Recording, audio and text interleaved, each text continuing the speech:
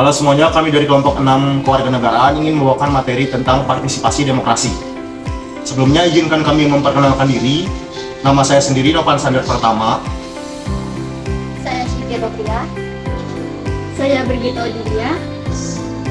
Saya Fatima. Dan saya Jonathan.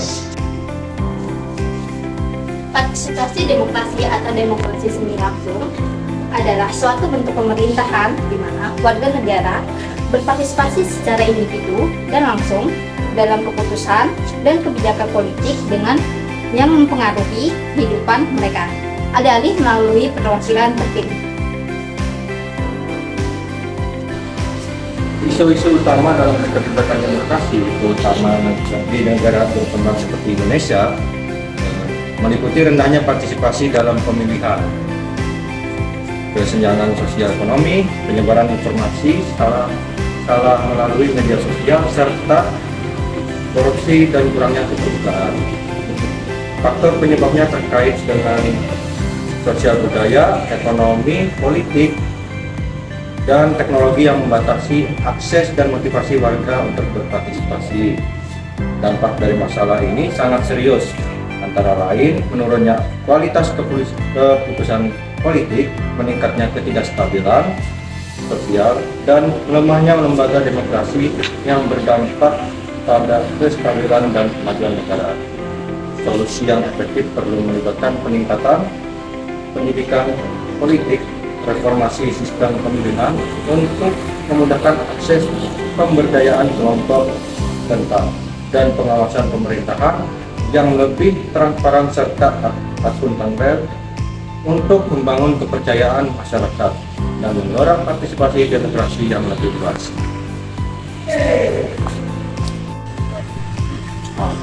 Rendahnya partisipasi dalam pemilihan menggambarkan situasi ketika hanya sebagian kecil warga negara yang menggunakan hak pilihnya dalam pemilu atau pemilihan kepala daerah.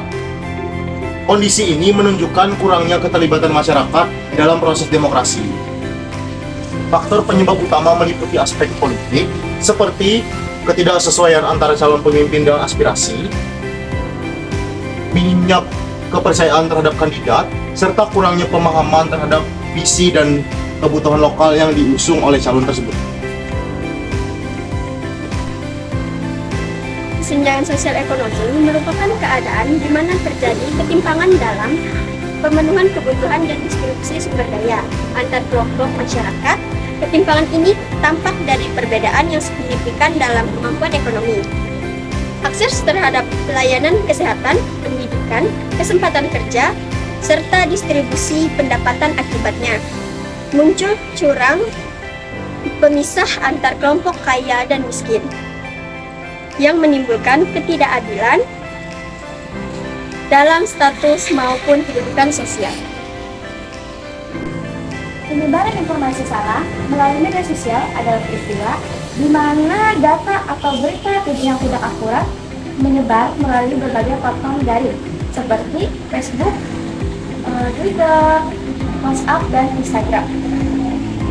Informasi tersebut dapat berupa misinformasi atau informasi keliru yang disebarkan tanpa sengaja, lalu disinformasi atau informasi palsu yang dibuat dengan sengaja dengan tujuan menyesatkan atau menguntungkan pihak tertentu. Dan malinformasi, informasi benar tetapi disebutkan secara menyesat untuk merugikan pihak lain.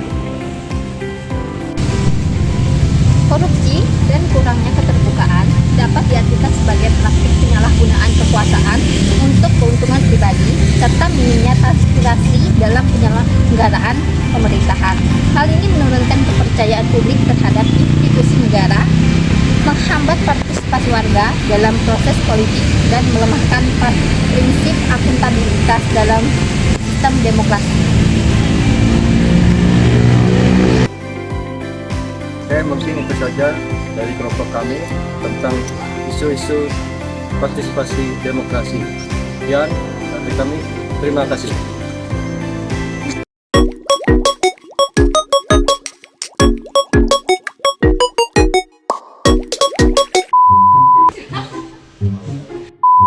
Warga negara yang memilih Partisipasi negara.